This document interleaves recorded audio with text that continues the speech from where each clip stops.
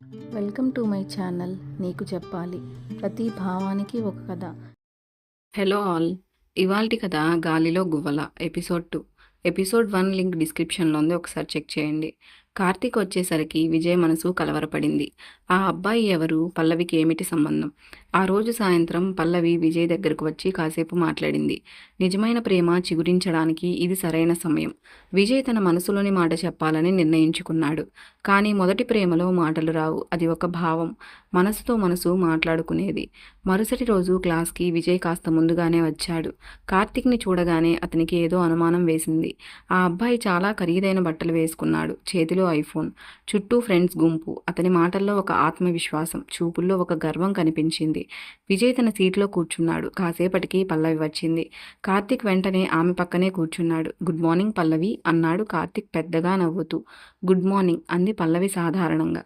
ఆ రోజు లెక్చర్ అంతా విజయ్కి పట్టలేదు. అతను చూపులు పల్లవి వైపే ఉన్నాయి. కార్తీక్ ఆమెతో ఎప్పుడూ నవ్వుతాడు, ఎప్పుడూ మాట్లాడతాడు. ఒక్కోసారి అతను ఆమె భుజం మీద చేయి కూడా వేస్తున్నాడు. విజయ్ మనసు కుంగిపోయింది. క్లాస్ అయ్యాక విజయ్ బయటకు వచ్చేశాడు.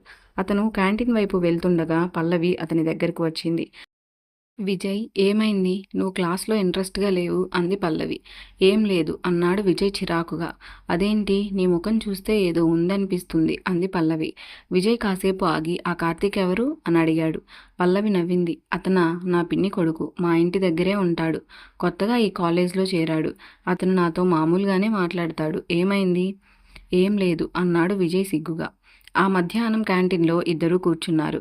విజయ్ తను చిన్నప్పటి విషయాలు చెప్పాడు. తన తండ్రి గురించి, తను చిన్నప్పుడు సైకిల్ ఎలా నేర్చుకున్నాడో అన్నీ. పల్లవి వింటూ నవ్వుతూ ఉంది. నువ్వు డాక్టర్ కావాలని చెప్పావు కదా, నువ్వు చదువులో బాగా ఇంట్రెస్ట్గా ఉండడం నేను గమనించాను అన్నాడు విజయ్. అవును, మా నాన్న చాలా కష్టపడ్డారు. నేను వాళ్ళ కళ నెరవేర్చాలని ఉంది అంది పల్లవి. నువ్వు తప్పకుండా గెలుస్తావు, నాకు నమ్మకం ఉంది అన్నాడు విజయ్. ఆ మాటలు విని పల్లవి కళ్ళలో ఒక మెరుపు కనిపించింది.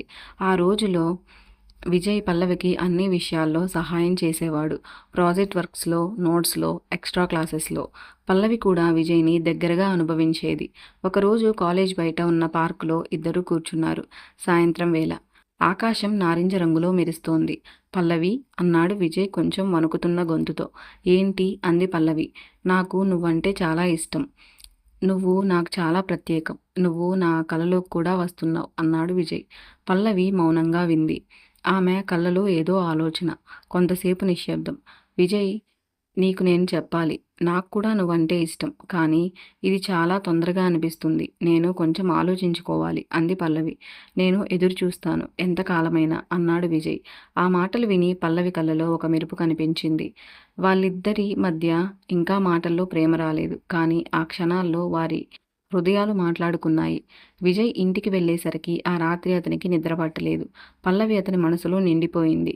అతను తన ఫోన్ తీసి పల్లవికి ఒక మెసేజ్ పంపాడు. నేను నీకోసం ఎదురు చూస్తాను, ఎంతకాలమైనా. కొద్దిసేపటికి పల్లవి రిప్లై ఇచ్చింది. నాకు నువ్వంటే ఇష్టం, కానీ నేను ఇంకా క్లియర్గా లేను, సమయం ఇవ్వు. ఆ మెసేజ్ చూసి విజయ్కి చాలా సంతోషంగా అనిపించింది. ఆమె తిరస్కరించలేదు. ఆమె కూడా అతన్ని ఇష్టపడుతోంది. అది అతనికి చాలు. అతను ఆ రాత్రి చాలాసేపు ఆకాశంలోకి చూస్తూ కూర్చున్నాడు. కలలు కన్నాడు. పల్లవితో కలిసి జీవితం గడపాలని. ఆమె డాక్టర్ కావాలని, తను సాఫ్ట్వేర్ ఇంజనీర్ కావాలని, ఇద్దరం కలిసి ఒక అందమైన జీవితం నిర్మించాలని. అతనికి ఇంకా తెలియదు ప్రేమలో ఎన్ని మలుపులు ఉంటాయో, మధ్యలో ఎంతమంది వస్తారో. కార్తీక్ అతని ప్రేమకు అడ్డు వస్తాడో, పల్లవి ఎవరిని ఎంచుకుంటుంది, అతని ప్రేమ ఎలా మారుతుంది. కానీ ఆ క్షణంలో అతనికి ఒకటే తెలుసు, అతను ప్రేమలో పడ్డాడు. అది నిజమైన ప్రేమ, అది చాలు.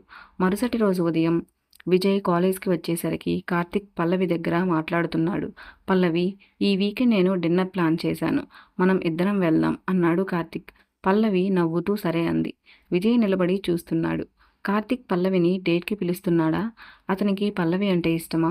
విజయ్ మనసు మళ్ళీ కలవరపడింది. ఆ రాత్రి అతను నిద్రపోలేకపోయాడు.